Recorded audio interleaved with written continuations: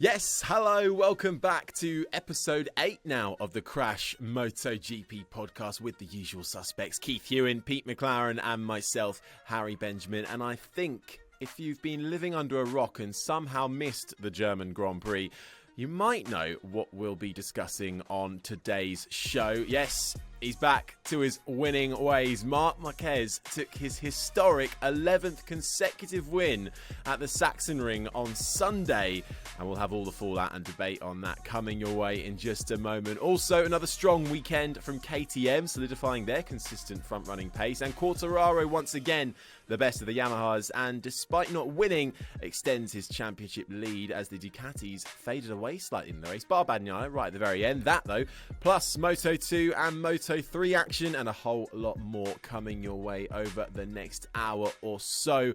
But we have to start with our race winner, don't we, Keith? Marc Marquez, his first victory since Valencia 2019, 11 on the trot at the Sachsenring. I suppose if he was going to do it anywhere, he was going to do it here. 581 days, Harry, since the last win. It's a long time coming, and I think that if I jump forward just the whole race and go to Parc Ferme at the end of it, you saw what it meant. If you were in any doubt of what a competitor and what this means to the likes of Marc Marquez, his composure was absolutely fantastic in that he held it together. He wanted to cry. There is no doubt about it. I mean, I think people were in tears everywhere in pit lane.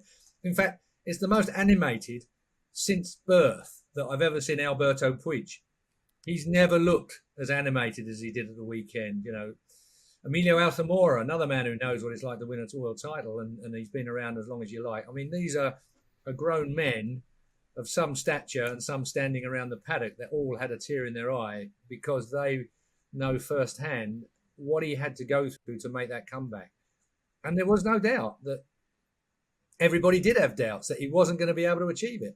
There wasn't a lot of smart money on him for winning the race. Yeah, a podium, perhaps at a track that he's excelled at in the past, whether it be, you know, some would say it suits the Honda. Yeah, it does. But I think it suits mostly the style of Marc Marquez, that flat track style. As soon as you've got that 25 seconds of left-handers before you drop down the hill at Ralph Walden corner, the waterfall corner at turn 11. It suits the Honda. It suits Marc Marquez. Doing the analytics like all ex-racers do and like all team people do, he hit his marks every single point. He did drop the ball. He qualified 5th. He's in all his previous 10 years of race wins around there, he's done it from pole position. This is the first time he's ever done it from the second row. But if you were in any doubt, turn 1, when he stuffed it up the inside and barged Quartararo out the way through turn 1 and down towards turn 2 into second place behind Aleix Espargaro on the Aprilia. I think anybody that had any doubt, it was gone within about 5 seconds at the start of the race. He was going for it. But the markers he hit within a tenth of a second, I know it's only a 2.2 mile lap, but I mean, it was really, really outstanding start to finish. It really was. And Pete, let's bring you in on this as well, because it's going to give him, if anything, a huge burst of confidence. And you could see the emotion that brought him at the end of the race, as Keith alluded to. But this is, of course, a track that was going to favour him and Honda a little bit more than the other tracks. Of course, it's more of a unique track to the rest of the calendar. So we're not saying Marc Marquez is going to be back on top and dominating the rest of the season, are we? As you say, you know, this was, with all respect to Honda, this was a Marc Marquez win. Okay, he's on a Honda. There's no doubt about it. That was the bike that won the race. You can't do it on your own. But as Keith was saying, you know, this is Marc's track. It's got the corners that he loves. And then just on top of it all, to sprinkle that bit of rain, you know, just when he needed it. I mean, those it's just dream conditions for him. As he said, when that rain came down, he knew this is my day, and he went for it. And all those things together, you know, played into his hands. But a win is a win, and no one would begrudge him anything with all he's been through over the past year. You know, to come back from all that. The big question, as you say, is what happens next. You know, at Assen this coming week. Now, Marc's playing it down a bit like he did before the race on Sunday. Let's be honest, but he's saying, oh, you know, we'll struggle to get into qualifying 2 at Assen. It'll be back to the same situation as we were in before the Sachsenring. Also taking into account the left-handers, you know, they favour the healing shoulder and everything else. But, you know, this weekend will be a big one to see, is this a major breakthrough by Honda? It's obviously going to do the confidence a lot of good for everybody. Or, yeah, he's shaking his head, exactly. is it just going to be, well, that was Marc Marquez doing his thing, and now we're going to be back to the kind of the tough grind that we saw before? Only got to look where the other Hondas were to start with. Pol Espargaro in 10th place, I think, was pretty indicative of where they are. And Pol Espargaro scratching his head at the end of it. He's going down the Cal Crutchlow route. I think Cal Crutchlow, for about 5 minutes, said, I'm going to take a look at Mark's data and I'm going to do what he does. Nobody can do what Marc Marquez does when it comes to data. It doesn't matter how much you look at somebody else's homework. It doesn't work for anyone else. It only works for Mark. I'm glad you mentioned the weather there, Pete, because I'd forgotten that, just a fraction, because that really, really was the nail, wasn't it? That he smacked it. I think it was at the Sachsenring where sometime in the past, I can't remember how years ago now because they fly by so fast, but it's got to be 3 years ago, when there was a drying line of about 9 inches wide, and he came in and swapped bikes. He was the first one that came in and jumped on a flag-to-flag bike and rode the absolute roller coaster and just blew everybody in the weeds. He was the only man. Albeit nowadays, of course, Jack Miller might have a bit of a go at that because he's a man that can ride a damp track. But it was just spectacular how quick. As soon as it just had that little sprinkle, Mark just went, jumped away. Having said that, Miguel Oliveira, winner last time out. I mean, you've got to look at he's quite an interesting story as well, because I think he's slightly cheesed off with the fact that people are aligning his last 3 round great rides to the new chassis and he's the new clearly fuel. listened to the show then. They're kind of blaming him that it's the new bike, but it's him that's riding it, and he was by far and away the best KTM, even though Quartararo had qualified better. And I feel that if Oliveira had qualified better and been away with Marquez, we would have had a proper battle on our hands at the end. I think we really would have, and those spots of rain really proved decisive, and it showed again, I suppose, that Marquez hasn't lost that sort of split decision, killer thinking, and able to work with the changing of conditions. And actually, we've had a really good question in from Tanishk, I think I'm pronouncing that right, who is new to MotoGP and trying to understand why Marquez took a big lead as soon as the rain fell, because even the commentators said it was quite good from him to be able to do that. So can you help Tanishk out there, new to MotoGP? Why was Marquez able to really pounce when that weather changed? It's called mental rain.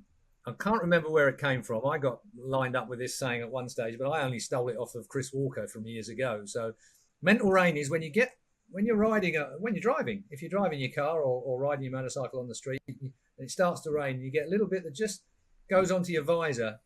Natural reaction is just to knock it off a little bit, just to take your foot off the gas a little bit if you're driving a car. But the fact of the matter is, in any kind of racing, the track has an ambient temperature, or it's already up to speed temperature-wise. It was only 39 degrees track temperature this time, of course. It had dropped from the 50 that we'd had in qualifying.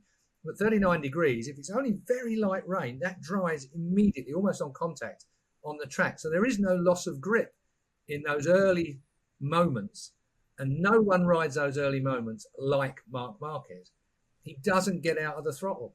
In fact, it doesn't matter what you put in front of him. Think back to Jerez when those, turns 10, 11 round the back, the fast 3 right-handers that were flat out. Somebody went in the dirt there and chucked all those rocks all across it, and Marquez rode through it sideways, still as flat out as ever.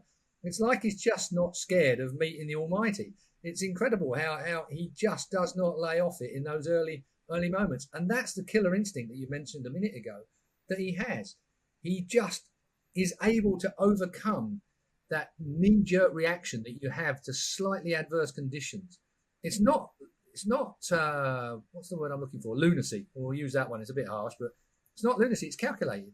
Marc Marquez is a calculator. He's a racing machine. He knows what he can get away with and generally does get away with it. Very impressive, and he was able to create a gap to Oliveira for second, who, need I remind everybody, was my prediction last week. So close to getting a point on the board. Sadly, he didn't come through, but...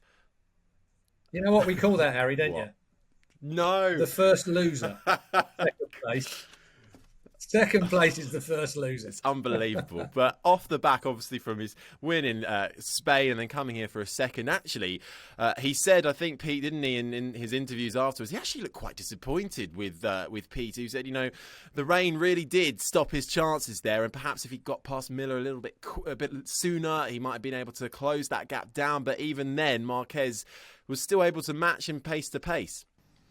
Yeah, as you're saying, there was a number of riders, really, Miller, as Keith has mentioned, also Oliveira, that felt they could have maybe gone with Marc. When Marc just went, right, now's my chance, they realised the danger straight away, but they had to get past Aleix Espargaro, to try and stay with him. And I mean, Miller got by, and then Aleix attacked him back. Aleix is fighting for a first podium on the Aprilia. He's not going to hand it to him. So then he gets another, a whole lap behind Aleix. Marc just uses that. I mean, this is just a dream scenario for him, for the guys that are quick in that time to be held up. And so, of course, as you say, by the time Oliveira got through, when the rain had passed, it was about 4 or 5 laps. The track's dry again, and now he's got to close down Marquez on a perfectly dry track and use all his tyres up. And that's pretty much what seemed to happen. He was getting there, and then, as you saw, I mean, I was just unsure, will Marc fade physically at the end? I just wasn't quite sure if maybe that might offer a chance. But then 3 laps to go, and as Oliveira said, Marc suddenly, he burst away again, back up to 1.5 seconds. And Oliveira at that point, quite rightly, just sort of waved the white flag and said, look, 3 podiums in a row and second place to Marc here is quite good enough, and I'll take that. Marc Marquez had got it all worked out from the start. Second row of the grid, he knew that the risks had to be taken. The biggest opportunities were right at the beginning of the race. It's a one-line racetrack. There's only 2 places you can park. Turn 1, where you've got that massive kicker that throws you. If you go in there a yard late, you are going in the gravel trap, because the kicker just has the back end in the air and causes all sorts of trouble. It's only Jack Miller who looked smooth through that particular braking area for the entire weekend. Marc knew that the opportunity were there right at the very beginning, and that's why you saw him so very aggressive in turn 1 off the line. You only just got into second gear, really. The whole track is one line. It's narrow. You can't do anything with it except turn 1 and turn 12 down the bottom of the hill. And turn 12, you've got to risk it for a Swiss kit down there. It's a proper tricky turn. It's not just as easy as ramming it up the inside. You could end up in the gravel there quite easily. So Marc knew the opportunity was at the beginning. He took it straight away. And that's the thing about Marc Marquez. It was the Marc Marquez of old, in as much as he knew exactly where he could take a massive risk and make it work for him. And once he'd done that, once he got in front, everyone else had the work to do. It's all very well closing in Marc Marquez by the end of the race, but even if Oliveira had got within half a second of him, Marquez had got it covered. That first, I think it was the first sector, wasn't it? Marquez was absolutely miles faster than everybody else through the sector that suits the Honda. And you weren't going to get past him. You weren't going to get near him. I think once we got towards the end, I had the same fear as you, though, Peter. I thought that physically, and he said, actually, everyone that interviewed him afterwards said, he wondered about your physique. Would you be able to carry it for the entire race? It's a long old race, isn't it? 30 laps. But the point being is, he said that he did a lot of testing the other day, but of course you come in after you've done 10 laps and you have a little rest and you go out and do another 15 laps. He did the most mileage in testing recently, but the fact is that that's broken mileage. It's not, 30 laps of full intensity, full commitment race laps. Big deal. And Sachsenring is not an easy racetrack. Very physical. And a lot of the riders saying it was very difficult to pass in general. But actually, Keith, and we spoke about this briefly just before we came on air, and Spiferus has asked the question, saying, well, first of all, congratulations for the amazing job you're doing. I'm a huge fan. Thank you, Spiferus. Question is, do you think Oliveira could have won if he was better positioned, P2 or P3, when the white flags appeared as well? So was the job lost in qualifying and then, as a consequence, lost in the race because he wasn't high up enough from that start, basically not being as aggressive? Starts on a Friday morning. Every session you're out on the track matters. Free practice 1 sets you up. It's the track's in reasonable order if it hasn't been raining too badly. Free practice 2 usually is a bit hot, so tyres are starting to slip around. So free practice 3 is probably the most critical session of the weekend. You've got to get yourself into the top 10 first. Going through that repechage, if you like, the qualifying 1, where only 2 riders can go up to join the qualifying 2 qualifiers, and therefore the front 4 rows of the grid. That makes it very, very, very difficult. It's such good quality now in qualifying 1 that to be one of the favoured 2, it's tricky. So free practice 3 is the most critical part of the weekend. and you roll on bit by bit. There is no respite in MotoGP now. It's the toughest it's ever been, and qualifying is important. You've got to, especially at a track where you've got one line. And that's, again, it comes back to why I said Marc Marquez, second row of the grid, he knew he'd got to force it to fit. The way that he turned right, coming into turn one, to jam it under everybody, brilliant, absolutely brilliant. Worked it out. Oliveira, maybe, Oliveira's a very clever young man, and he's coming wonderfully good on the KTM. I mean, it's going to be really interesting when we get to Austria in a few weeks' time. That's going to be spectacular to see if KTM have got anything else up their sleeve to make us our jaws drop. But it's about, you've got to qualify well on a track like that. You do, and while we're still on KTM, let's go to Miguel Oliveira's teammate, Brad Binder, who showed much better form this weekend. He was quite disappointed with how it worked out for him, slightly overshadowed, I'd imagine, by Oliveira last time out. Much better form this weekend, able to make some great overtakes, and worked his way up to fourth in the end, and he was really happy with that, Keith. Can I just say, Pete, before you jump in, I was really pleased to see Oliveira disappointed with second place. I just wanted to say that because you must understand the breed. Second place to Marc Marquez on a track that Marc Marquez has never been beaten, and he's slightly disappointed. Good on him. That's the kind of attitude that winners have. Watch out for Oliveira for the rest of the year. I think he even said that, if he was going to lose to anybody at this certain track, it was probably going to be Marquez, wasn't it? But yeah, Pete, let's pick up there on that on Binder and KTM. Certainly looking like they're going to be able to take the fight now consistently at the top with both riders. They are the manufacturer on form at the moment, aren't they? They've made this big recovery that we've spoken about since those initial troubles at the start of the year and kind of getting the bike to work with the different tyre allocation. And Binder, as you say, not as spectacular as Oliveira, so he's been in the shadow a bit, but he's been building. This was his first time on the MotoGP bike at Sachsenring because, of course, we didn't race there last year when he was a rookie. On the other hand, of course, we're talking about a guy who won at Brno on his first ever visit to, a track on a MotoGP bike. So we know that Brad can learn circuits quick, but certainly this is a bit of a unique track. And yeah, he's catching back up, but certainly he's not going to like being beaten by Oliveira. Now, those two have come through the ranks together. They've always been rivals at their smaller teams, and there's always a good competitive rivalry there. So I think Brad's certainly looking at Oliveira now and thinking, yeah, I need to be up there doing that. And he's got it in him. That's what I like about Brad. And the fact is that the start line, we had big changes. The weather, 50 degrees in qualifying, 39 degrees when we got to the actual race start of track temperature. That's a massive difference. That makes a big difference. There were quite a lot of tyre changes that we weren't expecting. Front tyres are a major issue there as well. If you run out of front tyre, 30 laps around a 2.2 track like that is a lot of effort through tyres, particularly, like I say, nearly 25, 26 seconds on the left-hand side of the tyre before you turn right again.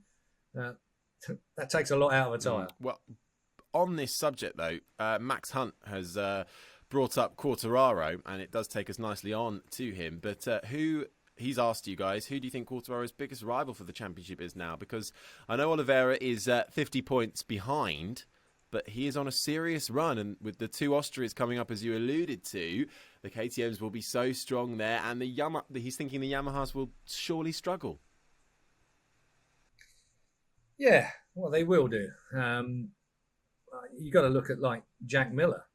Jack Miller is a man that when we get to Austria, the Ducati's not going to be short on horsepower, that's for certain. So, you would expect the Ducatis to be good there. So Miller is a threat to Quartararo. What's he, 9, 20, 31 points behind, isn't he? According to what I'm looking at here anyway, hopefully. I don't know. Yamaha, it kind of flatters to deceive, doesn't it? I mean, Yamaha seem to be in the same position that Honda were in fairly recently, in that they got one bloke who's doing the business. How can you have two factory Yamahas last in a row? I mean, last.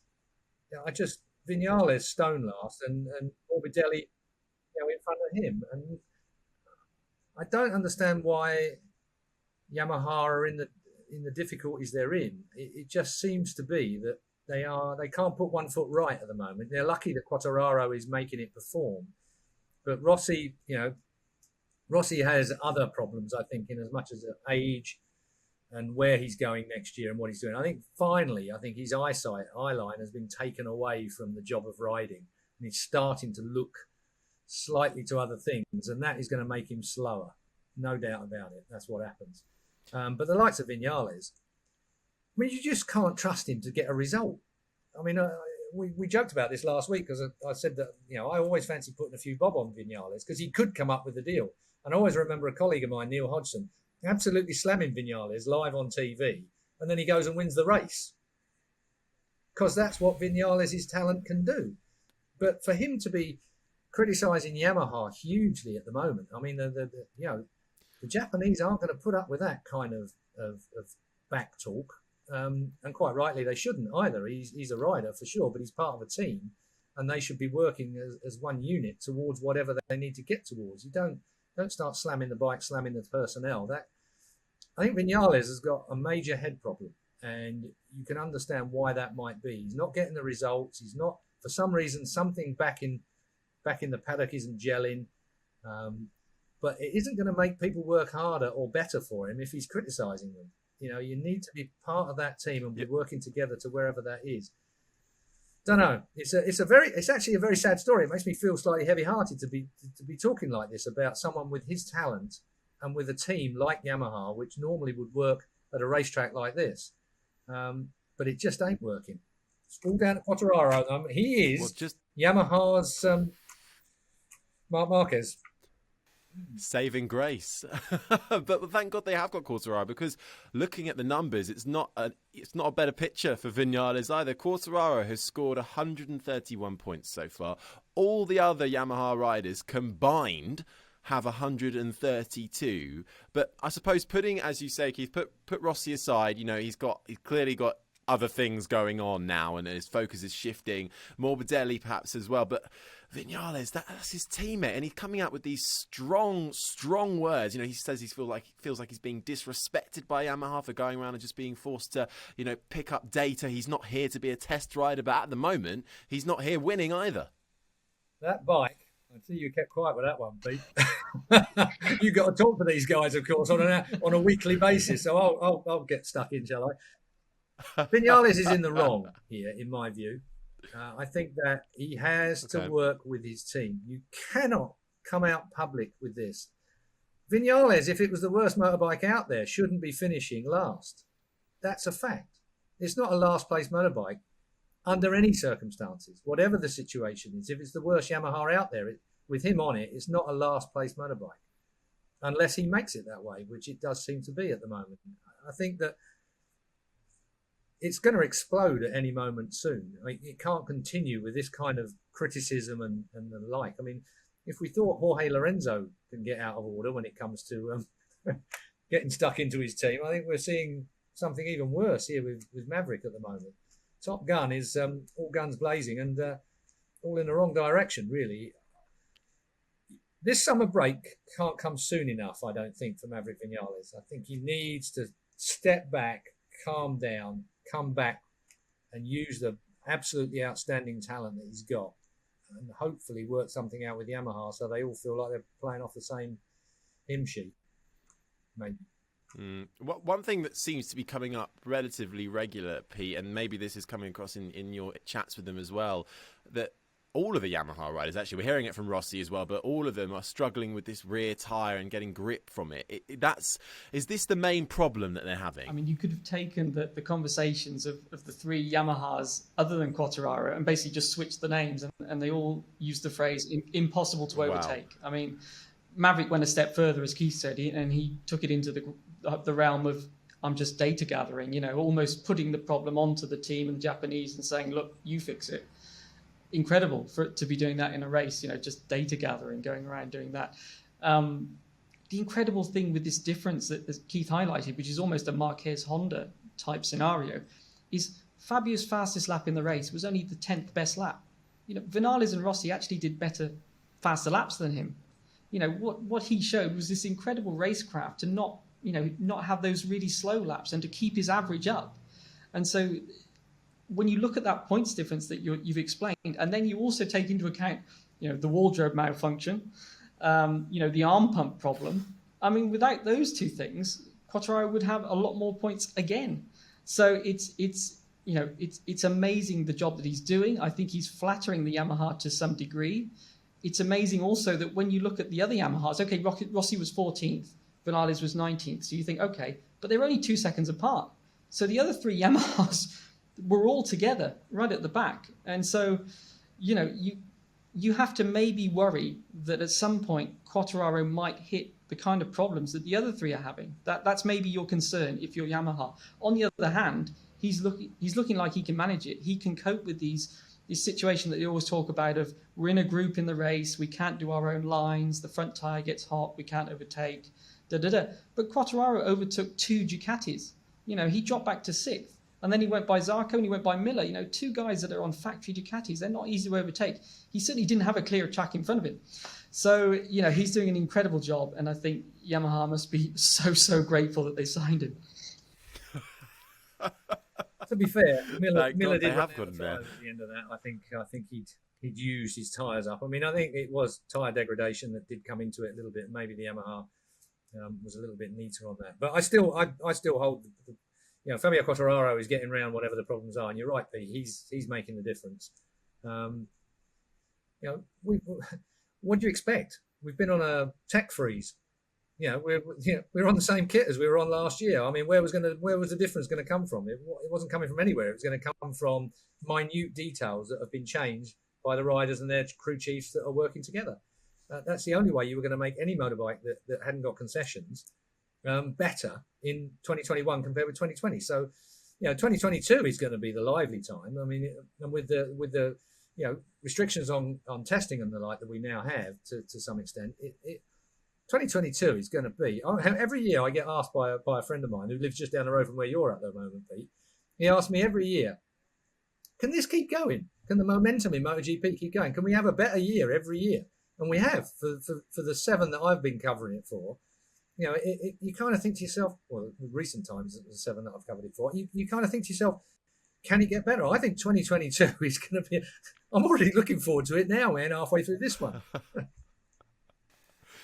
Well, I think, let's hope it is, but we've still got a great battle going on in 2021, and you talk of differences as well. It was certainly a different weekend, particularly in qualifying for Aprilia and Aleix Espargaro. First ever front row for Aprilia, first for Espargaro since 2015, and then a really good battle right at the start with Marquez chopping and changing for the lead, but it looked like Aleix ended up suffering more than most when the spots of rain came down, but he'll take a lot of confidence from this, do you think, for Aleix? Good one-lap man is Aleix. His qualifying proves that again. He can grit his teeth, bite the screen, as we say in the trade. Bite the screen and keep the throttle open. And Aleix is brilliant at it. Paul Espargaro, his brothers like it as well. I don't know what his mum and dad gave him for breakfast every morning when they were kids, but whatever it was, it's 2 very determined characters that kind of thrash a motorbike to bits. And that's the difference. Aleix, over race distance, is not quite yet able to get the complete package. It's not just about wringing its neck and running out of tyres by 2/3 distance. He just doesn't quite seem to be able to get it to the end. I thought he was on for the best ever result for Aprilia. He certainly deserved it, the amount of effort he put in. But again, you said it earlier on, he was basically, well, I won't say in the way, but spoiling other people's more perfect line, shall we say, to get towards Marc Marquez. As Marquez was disappearing off up in the distance, everybody else was having to struggle on that one-line track around Sachsenring. And in the end, again, he got stuck on that. Did he get stuck on that 7th place again? He did, didn't he? 7th place seems to be about where he's at as a race distance. But Aprilia are looking all right. Be interesting to see if they've still got concessions, haven't they? I think, yeah, they have. They've still got concessions, so they can still work their way through it. It's just problems with Aprilia possibly is that it's a little factory. Costs a lot of money to come up with new stuff every week. Do they have it?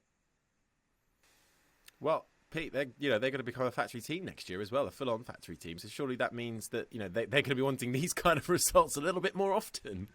That's right. They're getting their own grid places next year. I mean, the team now is a full factory effort. It's just the logistics of running the team basically. So I don't think we'll see much of a difference as such there. But okay, Aleix, he said he had high hopes because this wasn't a power track, and Aprilia for the last few years, they've been a bit behind with the engine. But what this race taught him, he said, was that they need to just get the traction, the power to the ground a bit better. He also nearly fell off when that rain started falling. I don't think it was on TV, on the cameras, but he said he had quite a big moment there and nearly fell off. And I think that exaggerated that gap to Marc that suddenly existed. So, yeah, he was a bit disappointed, to be honest, because he goes into every race now hoping for this long awaited Aprilia podium, and he's going to have to wait a bit longer, but surely it will come this year.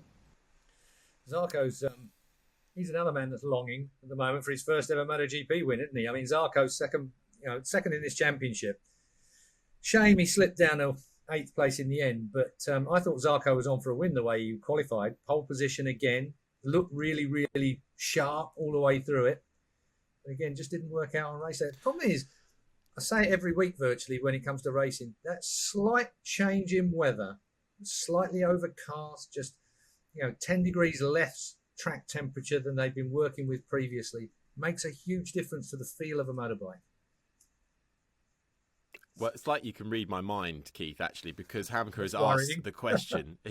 He's asked the question. I wanted to move it straight on to Johann Zarco, lest we forget our pole sitter, because he's asked. Zarco looked strong qualifying and motivation-wise as well in this round, with points closing in on Fabio. But what happened to him in the race? So, Keith and Pete, whoever wants to come on this first, was it just a case of once you lose that feel on the bike, especially with the change of conditions, added to that Zarco, I don't think he felt like he was really on for the win anyway, or perhaps he was just playing down his chances. But, he didn't think he was set for the win the easy way.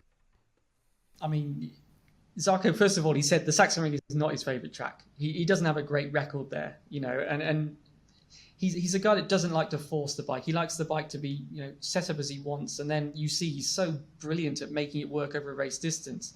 And I think he felt in the race that maybe the electronics or something wasn't working, perhaps, they kind of hadn't got the bike as he needed it.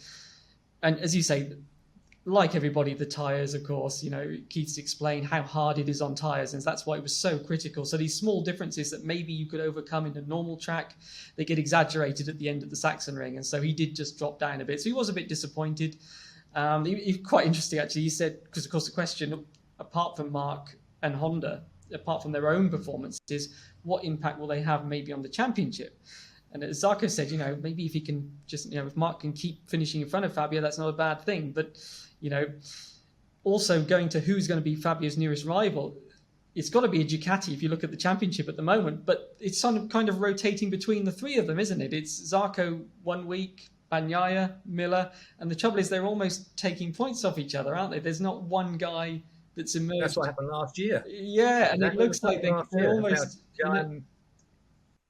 Joan Mir managed to pop that World Championship in. Where's he nowadays? I think as well, Pete, that we keep going on about tyres. Don't you feel that Zarco is a little bit front-end sensitive as well, though? When that tyre starts to go away from him, it's something where the way he rides a motorcycle, he wants that front to be right where it needs to be rather than sort of squidgy. As soon as he gets like that, his confidence just slides slightly, quite literally. Yeah, he certainly has a different riding style, doesn't he, to the other Ducatis, and he's much more classical with his lines through the corners. I mean, another Ducati rider, Bagnaia, what a recovery that was. If we're looking at guys that maybe went in the other direction on the Ducati, I mean, he got caught out in qualifying, got held up by other people, not really his fault, and then he had a nightmare first lap. I didn't quite see exactly why he ended up, I think, back in about 15th or something. He was back with Rossi. And then, fought his way all the way through. He had this amazing race pace. He'd worked on used tyres basically all weekend. That was all he cared about. He'd been right down the bottom and he didn't care. But yeah, he worked his way up. But if he'd have not had that nightmare first lap, he would have been on the podium, I think. Fourth row of the grid, though, you get into everyone else's trouble in that turn one at a place like this. Turn one, turn two, and then you're stuck in a big long line between 3, 4, 5. I mean, the trouble is as well with Sachsenring, it's a dodgy old place. Like sometimes you can't get it out of your head how close the barriers are there as well. It's a track that's a bit old-fashioned, really.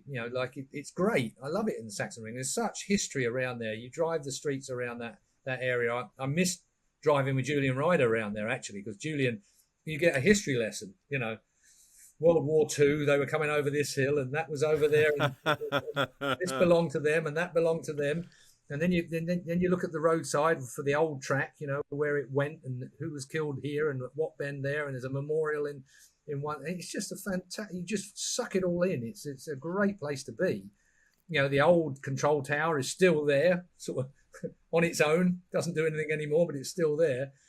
Is it fair to say that the Sachsenring is a little bit like Marmite for some people? Because Phil has said, easy one for you guys. Why do they still use this go-kart track? Harsh, but I can understand why you'd ask.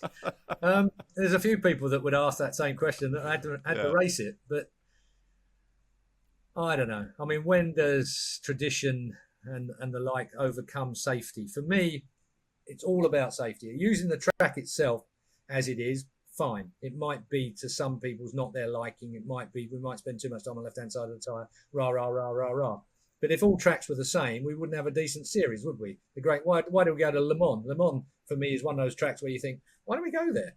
But we do, and it's part of the deal. I wouldn't want to go there for 24 hours like some poor beggars have to go round and around the Bugatti circuit for 24 hours. But getting back to Sachsenring, for me, it comes down to safety. And I don't believe turns 4 and turns 5, it's too tight. Around the back of the paddock where the other half, the paddock split in half, of course. You've only got some of the teams are in one part of the paddock, some of the teams are in the other. Hospitality split, you've got to go through tunnels, up hills, down dale. It's quite good fun from that point of view, but it just seems to be a big race in a small venue. Well, you know what? Questions have been raised once again over safety. Not just we've had it in Moto3, a big discussion about that, obviously in Spain and before, which will come on to Moto3 as well in a second. But Bagnaia saying as well in qualifying, it's almost impossible to do a lap with every rider desperate to get a tow, even stopping on a live track and waiting. And Sherbers that asked the question, hi all, last week track limits, this week dangerous riding through the classes. Is it all becoming too competitive and getting a bit cutthroat? What's the fine line between racing incident and dangerous riding? It's not getting too competitive and cutthroat. Don't ever rule that out of it. This is motorbike racing at the end of the day. I get fed up with people that want it to be flower arranging. That's just too much for me. Fact of the matter is that I don't understand why MotoGP riders are looking for a tow. To start with, there's no benefit particularly for a MotoGP rider on a track this length. You're not going to get a tow up the hill for a MotoGP bike. It's maybe Moto3 you'll get a bit of one, but not on a MotoGP bike. It's just, they don't need it as much. It's almost that some riders even Marc Marquez have decided that they need someone to aim at. It's somebody that they need to just get that final thousandths of a second out of someone else's toe, just to look at them, to try and, when they hit the brakes, you hit the brakes a yard later. Whatever it is, some riders just need that more now than ever before. One notable thing, and hopefully we will get Freddie Spencer during the summer break, and hopefully Stuart Higgs as well, if we say it enough times, it'll happen. If we say it enough times, I know that Stuart listens to this, and Freddie clearly does, because he came on to me the other week. So we love you, Freddie, and I have huge respect for Freddie Spencer, which I hope I gave last time I mentioned his name. But what I have noticed this week, and Peter, bear me out on this one, or shoot me down, whatever you fancy. I got the impression that decisions were made much quicker. They seemed to come to a decision much quicker. We didn't have that several laps wait. It seemed like, I don't know whether they got more personnel or whatever they got, more monitors. I don't know what it was, but it did seem to me that they could come to a conclusion, and generally the right conclusion, fairly quickly.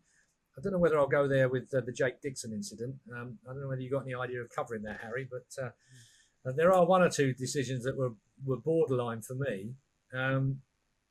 But again, when you're sat at home, as I was watching this with one monitor, you are not seeing it. They can call up all the onboard cameras, whatever they've got, they can call them up and to take a really good look at it. And that generally takes time. But I was pleased that they were making decisions much quicker, it seemed, this week. Well, actually, or was it me? Actually, Pete, just before you come back in on this, take Alan Duncan's view in mind as well for both of you. What's the panel's view on? He felt that there were inconsistencies actually between classes for the same offence. For instance, why was Marc Marquez not penalised in practice for setting 2 fastest laps while he passed 7 marshals as they were trackside picking up Marini's crash bike? Well, he's exactly right. He's exactly right. I mean, there's no defence of that, and I don't think Pete's about to defend it either. I just thought I'd drop that in there for you. only if you want an argument with me, Pete. I mean, I think the lap time itself. I mean, it is possible, as Keith says, they've got loads of screens, loads of data. They know exactly what riders are doing where. So it is theoretically possible for a rider to do a faster lap, but still be slower through that part where the marshals were. That's so. The race direction will look at that. You don't have to be slow for the entire lap. You just have to be slow where the flags are. Pete, can I ask you? Do you know if they could demand the data from the team? I think they can, can't they?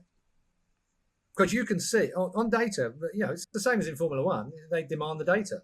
They ask for the data from the car. Let me look and see if you rolled out of that corner, or if you did whatever you did. Yeah, I think they certainly can. I think the issue is that they like to make these decisions quickly during the sessions, don't they? And that therefore they can only go off the cameras and the lap times because they don't want things to linger on too much. I mean, on the issue of the consistency, this is what came up this weekend. Was they've got so heavy on, quite rightly, the issues in Moto3. And I think the Moto3 guys just sort of read the riot act before the weekend and told, look, we can't be doing like you're doing in Catalonia, people slowing down, zigzagging, all of that stuff. And then you saw, Darren Binder had a bit of a clumsy incident in qualifying, and really, he not only got a black flag, he then got a ride through for the race as well. Now that was quite a heavy penalty, but I mean they had forewarned, look, we're going to be heavy on you if you do make mistakes. Now, as the question says, what then comes up is, well, hang on, what about the MotoGP guys? They're supposed to be the example. You've got them slowing down clearly. Whereas in Moto3, if you slow down for a sector, I think it's 110%, Keith. I'm not exactly sure of it, but if you're 110% slower, I think that's the figure, through that sector without good reason, you get a penalty. They say, you shouldn't be out there going slowly around. Well, those MotoGP guys were clearly going slower. What we understand from some of the riders, the MotoGP riders that were kind of saying, we want something done, is that race direction with MotoGP look at it more as, did they disturb another rider? So not only were they slow, but did they actually do something that held up another rider? Now, Bastianini did get a penalty in MotoGP. It was pretty rare you do see penalties for slow riding in MotoGP, but he did get one because he crossed the path of Petrucci. But all of those riders that were parked on the inside, they didn't get one, but they would have if they were in Moto3. So you can see why people are a bit concerned by this inconsistency. What will it be? We see track limits, nailed down to the millimetre, zero tolerance, if you like. And then we see, quite a big wide tolerance given for issues of slow riding. So I think people want to know where the line is. And I think, as Keith will probably, motorcycle racers, they will push the line, whatever the line is. They're gonna go to the limit of it and then start crawling under it, over it, and through it. So once you say, look, this is it. If you do this, you will get punished severely. That's what needs to happen, I think. And as Keith says, I think the decisions this weekend, certainly in Moto3, they were a lot quicker, and people, were punished appropriately. Well, no. The Darren Binder incident when he hit Kelso, I had a bit of, it was his fault, but I kind of had a bit of sympathy for him there. He was just trying to squirt it up underneath Kelso as Kelso came back onto his line, it looked like to me. And again, I don't know. The problem with it is that it can be viewed, for me, poor old Freddie Spencer is on his own in that stewards meeting as a rider of that quality. And he's got two other guys in there.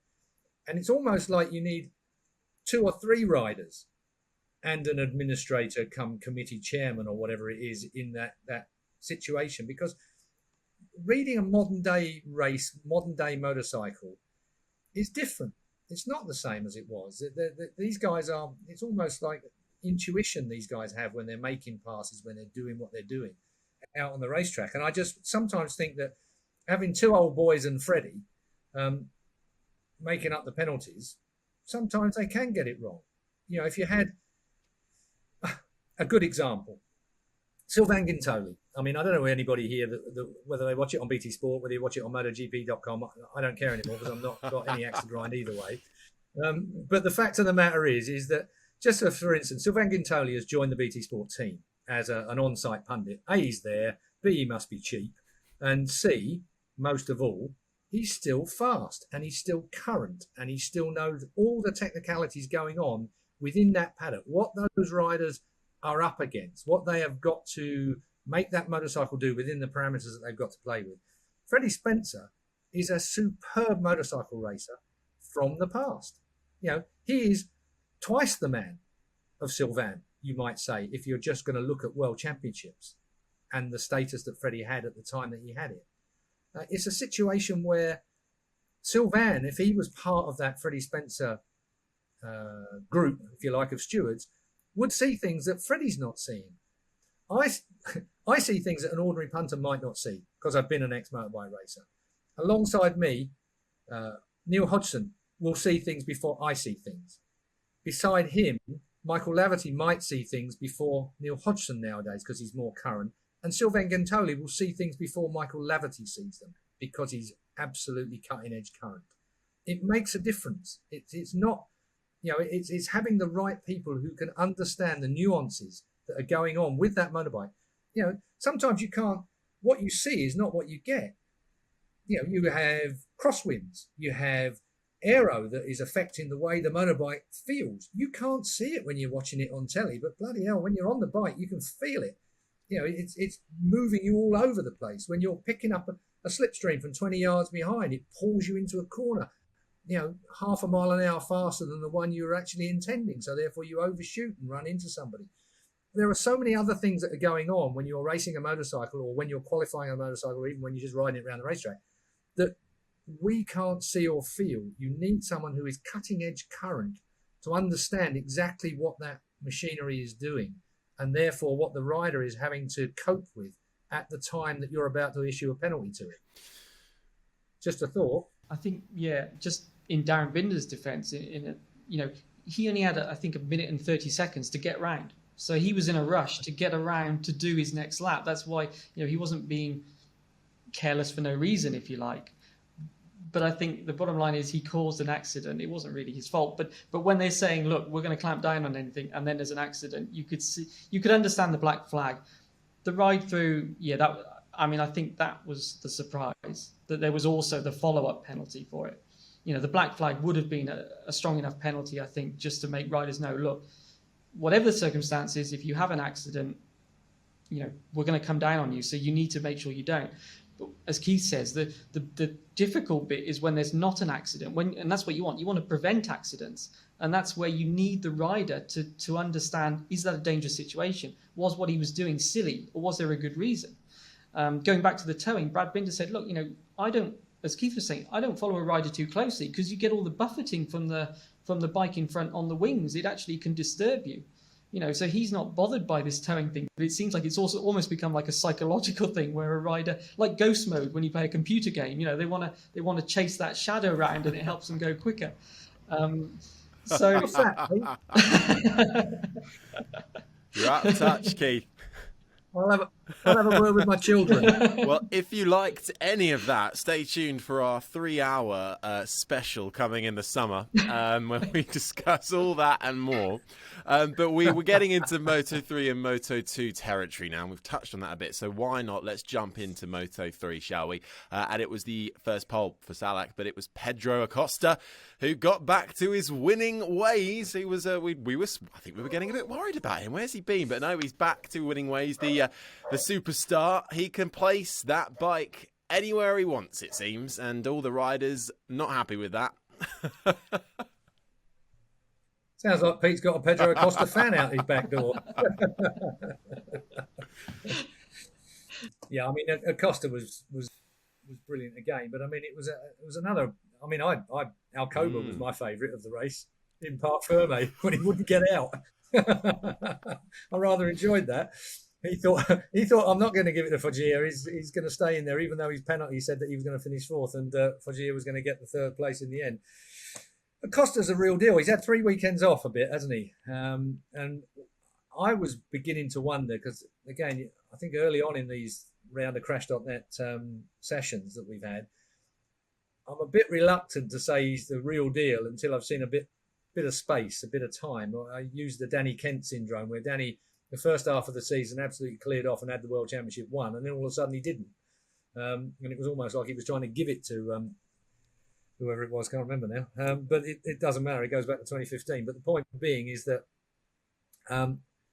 Acosta seems to have worked that out, but he will have been good around there anyway because of rookies. I mean, it's a rookie's track, isn't it? A Red Bull rookie's track. And it's one of those situations where he's got experience of that rather strange Sachsenring.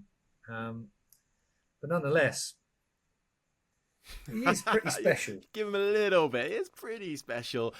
Someone who is not having any luck, and we've already discussed him already, John Mcphee, was running well and then affected by basically having to avoid an incident early on, which put him out of contention. It's just another weekend of... Yeah, but hang on. He'd already been... The problem is he'd already been shuffled back into that kind of problem.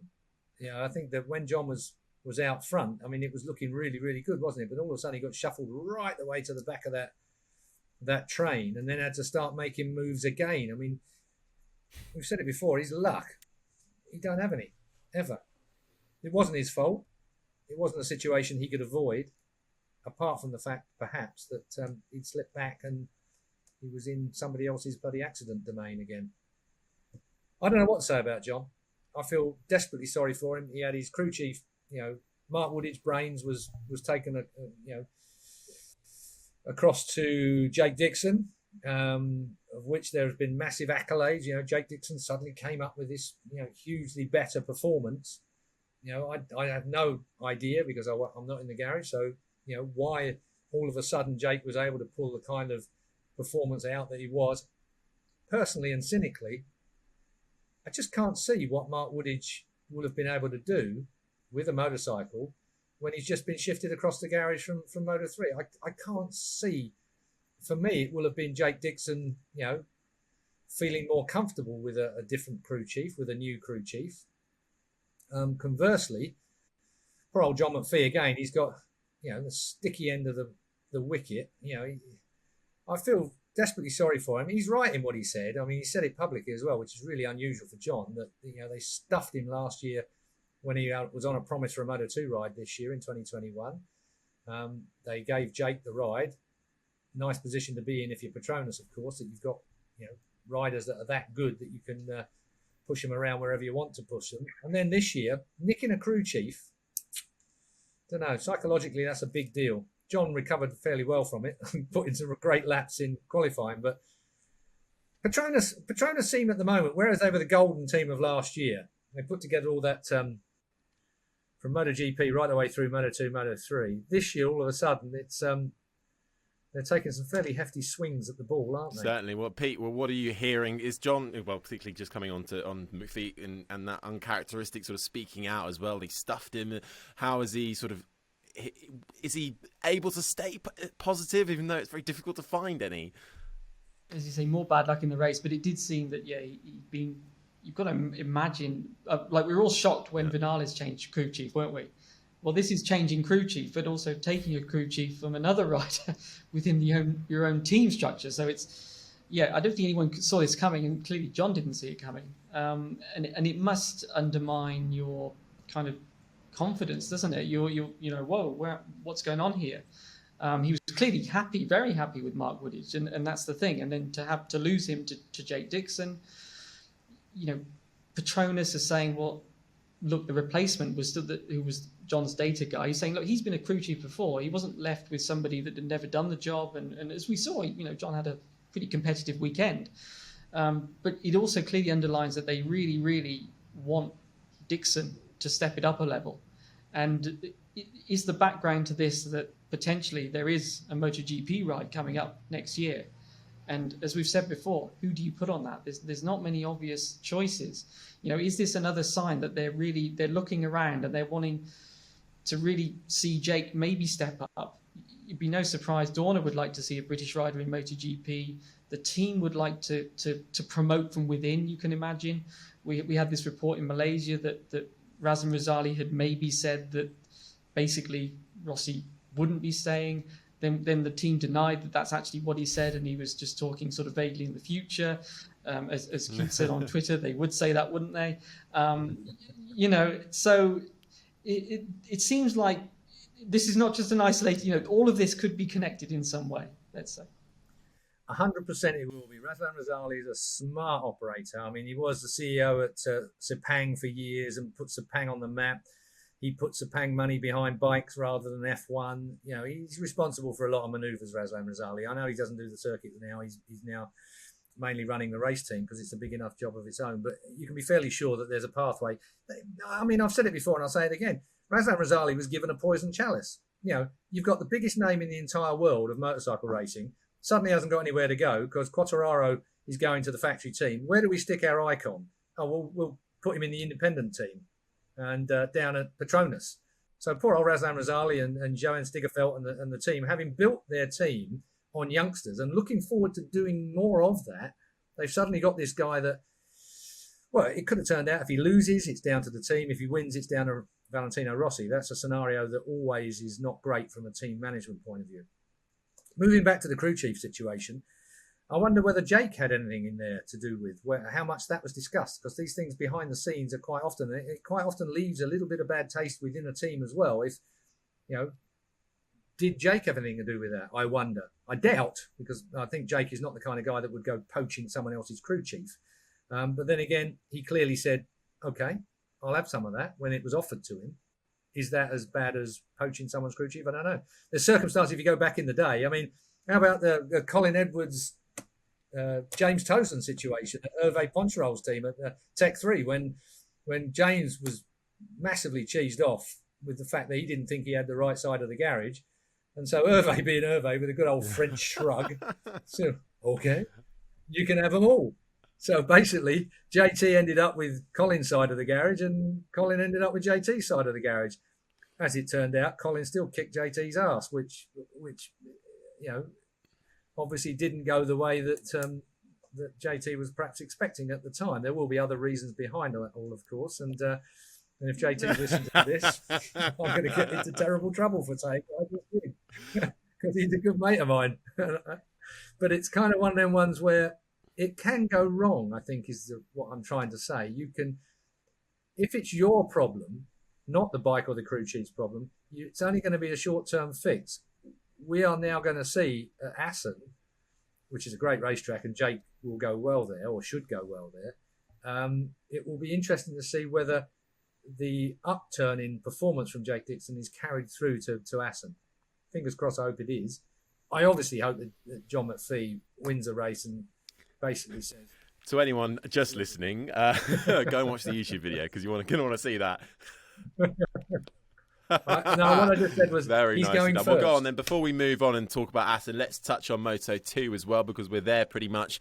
It was Raul Fernandez on pole, but once again, really pushing MotoGP-bound teammate Remy Gardner. Gardner, though, able to take a historic third win as Fernandez couldn't quite keep the same race pace and ended up sliding off the track. It was a very good Happy Father's Day for Wayne, as I saw you tweet there, Keith, over the weekend. Remy Gardner, it's all coming at the right time for him, isn't it?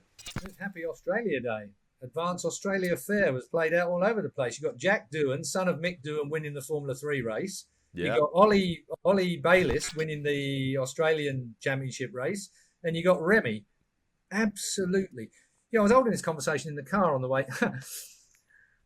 Not surprising for you guys. You'll laugh at this. Me and Julian Ryder were having a good old yap this morning like we do on a Monday. We are like a couple of old people over the fence, like this.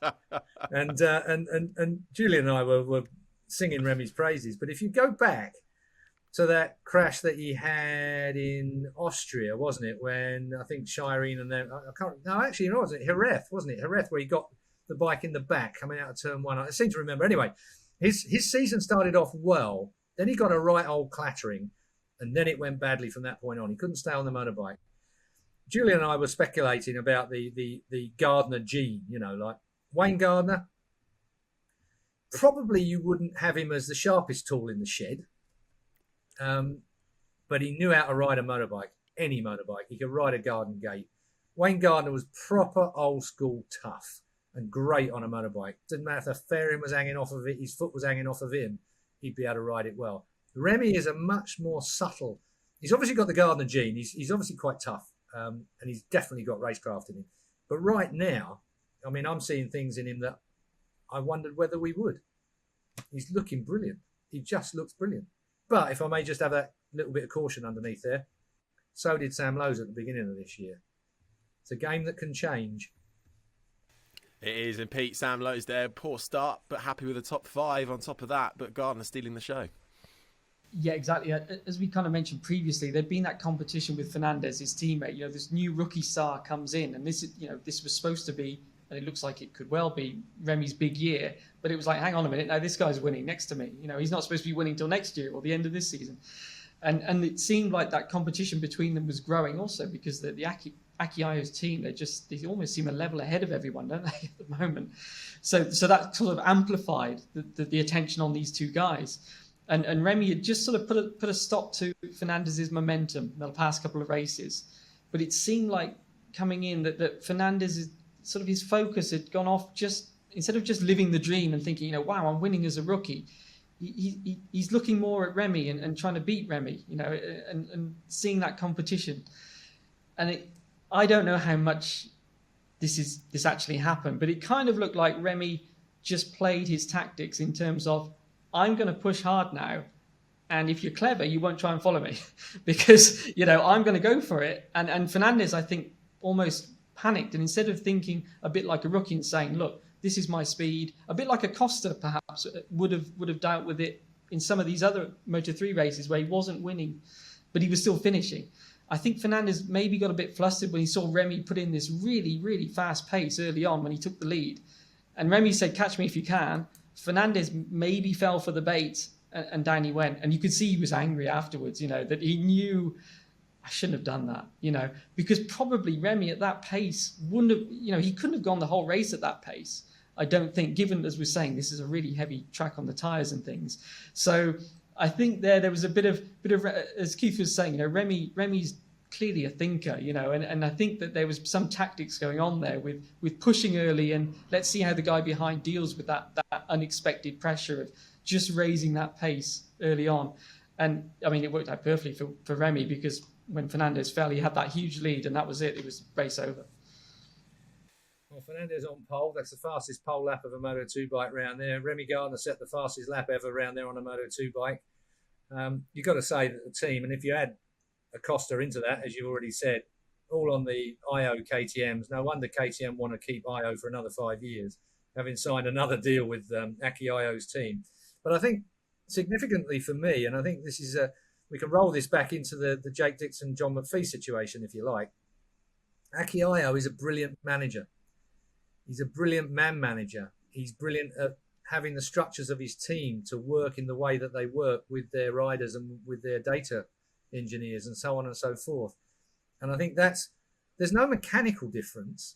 It's not they don't have any advantage anywhere other than the fact that the way that they are structuring their team.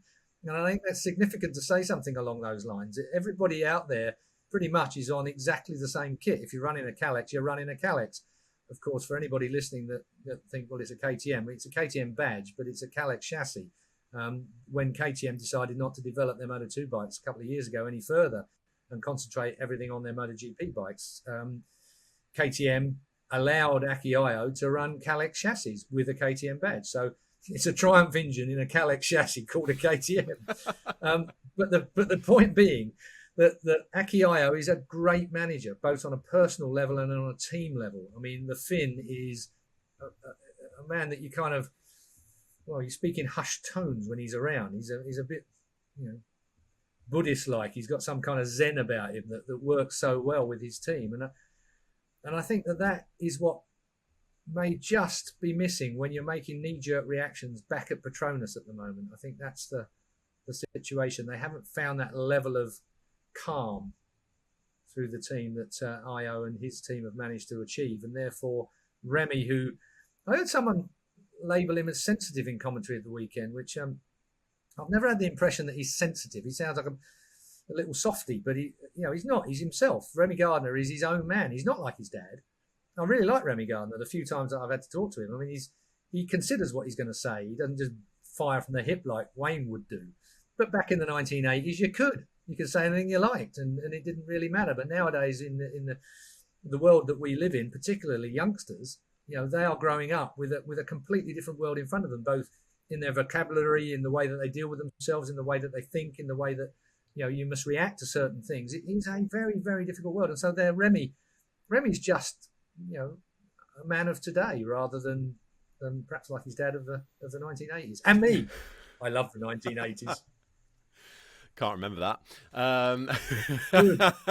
We wouldn't have had you in them. Right then, let's leave that there for now in the Sachsenring chat, because it gave us so much chat about, and there's always more we could talk about. But we are up against the clock, I am afraid, because it's back-to-back weekends. We've got to go and have a look at what's happening this weekend. A return to Assen in the Netherlands. Keith, it's your time to shine. Give us your insider's guide. And actually, before you talk to us about the track as well, we talked about Vinales earlier on. Of course, he won here last time we were in Assen. And it's a Yamaha kind of track. It should do the business there. I mean, it's one of those wonderful racetracks that was a road once upon a time. It's only 2/3 as good a track as it was in the 80s. Of course it was, like everything.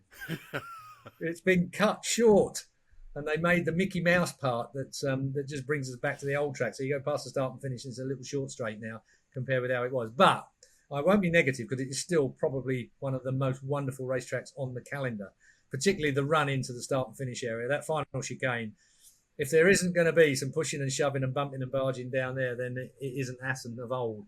I mean, we've had some great races there, and some iconic races there, and some disasters there. I mentioned Colin Edwards a little bit earlier on. I mean, he's probably the biggest disaster there, because he didn't win a race, and that was his chance, and he blew it last corner, last lap, which was, I can't imagine how you can live with that. I think it would be, well, I could ask Steve Parrish, of course. He had exactly the same thing in the British Grand Prix, but that probably was one thing worse, because it was his home Grand Prix. But anyway, I digress slightly.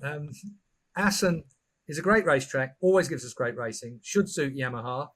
But I think that there is no motorcycle that's head and shoulders above each and every other one of them nowadays. That's the wonderful thing about MotoGP. They're all capable. Suzuki disappointed me in Sachsenring, but I would expect it to be good in. I think they were quite happy with the way it ended up, but I mean, personally, I thought the Suzuki was going to be better around the Sachsenring. It was only a guess; it didn't work. I think Assen could be the bike. What did surprise me about Suzuki is that Mir is clearly not on it like I expected him to be this year. Rins comes back after clobbering the back of a Dorna truck while using his mobile phone. And a broken wrist later, comes back and he's the faster of the two. Now, what's going on there? That's a WTF moment, isn't it, really? I mean, what's going on? I don't understand it. So, again, Suzuki Rins at Assen, maybe, but for me, Quartararo. Well, hang on. We're not there. We're not at the predictions just yet, because... you might. But it is, there is. We've said it again and again. There is no one head and shoulders above the rest. At one point, thought maybe Quartararo might start to edge away with it. That hasn't happened. He finished third here in 2019. Marc Marquez now, with bated breath, he came second here in 2019. But the Honda is struggling. We said the Sachsenring perhaps is a very unique circuit. But Pete, what are your thoughts on that? Suzuki back into the frame here again. Could we see someone else? We can't rule out the Ducatis. You can't rule out Miguel Oliveira. Definitely not. No. As you said, look, what, 8 races in, 5 different winners, 4 different bikes. I mean, it's been a crazy start, really, isn't it? And it makes it so hard to predict. And then throw into that Assen traditionally has this changeable weather. To add to that, so that would play into the hands of people like Marquez, obviously, but also Jack Miller. So, I think it is currently baking hot in Holland, or the Netherlands, but I'm not sure if that's going to be the case this weekend. But yeah, usually you get rain at some point. It's almost guaranteed. So that plays into the hands of the riders that we mentioned there. So, Suzuki, Mir doesn't look a happy guy. Every time the cameras see him in the pits, last year he was the picture of calmness and focus, and you can see that it's maybe getting to him that that he's not one of these riders that's won the races yet. I mean, Suzuki and Aprilia are the only guys that now haven't won a race this year. Not many people would have predicted that Mir, as the reigning champion, we're at the halfway point, would not have won a race. So I think he realizes, what's the gap now? It's 46 points. I mean, that's big, to be at the halfway point of the season, needing basically 2 race wins and Quartararo not to score just to get on terms with him. It's getting close to panic time, dare I say it, in terms of the championship challenge. Rins is the faster guy, but Rins is, self-destructed, unfortunately, so many times that, I mean, he's out of the championship. So anything can happen, as we always say. And certainly the Suzuki back in 2019, I think Mir and Rins were both up there early in the race, or at some stage. I think Rins might have actually fallen while leading on the first lap or something, or quite early on. They were competitive, so they should be good there. As Keith said, Quartararo, he was up there, and at that time he was on the old bike. He wasn't even on the latest Yamaha when he was fighting and on the podium there with Maverick. So, yeah, I mean, well, if we're going straight, it's all about the weather. It's all about the weather. Exactly. The weather would change everything. And I'm not sure actually on the tyre allocation. We don't really hear before the event, but I don't know if it's, whether they've radically gone with a different selection to 2019. Obviously, the tyres have changed a lot since then. We saw at Sachsenring that there was the hard rear from 2019, and no one wanted to touch it, did they? Michelin bought that just because they said, look, we haven't raced here for a year, so just so you know, this is the tyre that we used last time we raced here, just in case. But Rossi explained, Rossi likes hard tyres, but the tyre technology has moved on. He said it's fine if everyone uses that, but they won't, because the other tyres are quicker. The medium and the soft are quicker and using these new sort of casing that they've got. So he couldn't use the hard tyre from 2019. This is another track that wasn't on the calendar last year, so maybe there will be one tyre from 2019. So then they're down to maybe a choice of just 2 tyres for the back. Who knows? It's so hard to predict. All is, as Keith says, Quartararo seems to be up there every weekend, barring leather failures and arm pump operations. So you've got to imagine he'll be up there, and everyone else is just going to chase him at the moment. And of course, we never mentioned Valentino Rossi, the last place that he ever won a race. And if it rains, who knows? Who knows? I mean, we can dream, can't we? We can dream that Valentino will go out into the summer break. And of course, the summer break is an important psychological point in the year as well. He who goes out on a high into the summer break has got less psychological problems than any other rider, and that's the issue. You've got to really get through that summer break and come back positively at the end of it. And we're going to have a short season. I cannot see, with the way this pandemic is picking up, I cannot see all of the rounds, certainly in the Asian and Pacific area. I just can't see how we're going to get to that. But Dorna will have a plan because they're brilliant. So we'll wait and see regarding that. But I've got a definite Miller feeling for that. Are you locking that in? Got a definite. We're here now. It's one of them ones where I'm kind of, because he's won at Assen before and he kind of don't mind the conditions of it. But you know what? Zarco could overcome. This could be the first win for Zarco. I'm standing these up for you guys. You can pick whichever one you like at the end of the day. I'm going to go Miller. I'll lock that in. I'll lock Miller in for this one. Miller. Yeah. Go on then, Pete. You can go second. Miller. I thought there was a third L. Okay, sorry. Pete. Who shall I go for? I shall leave you with the obvious one. But no, actually, I'm going to go with... I'm going to go for the obvious one in a way. I think I'm going to take your Oliveira pick from last time. Yeah, I think that mind you, that leaves a nice one for our friend in the middle there, doesn't it? That's a lovely one. You've got Quartararo sitting there waiting for you. Yes, Harry Pete, I think you were I was gonna go for Oliveira because I was so close to scoring a point. I'm still on 0 points in our leaderboard here, so I think you've left me no choice really. But I'm gonna lock in Fabio Quartararo. It would be rude not to, I think, and rather delusional. So Quartararo is my choice. So to recap, Keith's gone for Miller, Pete Oliveira, and I've gone Quartararo, and we'll come back this time. Think of the pleasure you're going to get here, Harry, if you win this, because me and Pete had guesses you had before plenty of time. But hey, This is MotoGP in 2021. You cannot rule anything out. Let's just keep up to date with the championship standings. I think MotoGP, obviously, it's Quartararo leading the way with 131 points ahead of Zarco on 109. Miller is in third. Bagnaia, no one said him, in fourth. And Joan Mir in fifth, rounding out the top 5 with 85 points. Down in Moto2, Remy Gardner, of course, leading the way with 164 points to his teammate Ralph Fernandez on 128. Then comes Bezzecchi, Sam Lowe's in fourth, and Fabio Di Gianantonio, who, of course, will be making his way to MotoGP next year on 73 points. And then Moto3 is Pedro Acosta leading the way after that win at the Sachsenring with 145 points to Sergio Garcia with 19. Masia third, Antonelli is in fourth, and Fenati is fifth with 64 points. Well, I think that just about does it for today's show. Keith, Pete, thank you as ever for joining me. A brilliant round in Sachsenring. We don't have to wait long at all until we get more two-wheeled action underway, because it all kicks off yet again in the Netherlands for Assen as we return there after having not been there for a year. So I think everybody's very eager to get back there on track. Can't wait for it. Make sure you get involved as well. Send us your questions as ever. We'll put tweets out as well. Get involved. Just search Crash MotoGP on Twitter and stay up to date in the meantime. All the latest news, breaking headlines on crash.net. Make sure you read all of Pete's articles and we'll be back same time next week. Make sure you keep subscribed. Just search the Crash MotoGP podcast wherever you get your podcasts, and we'll see you next time.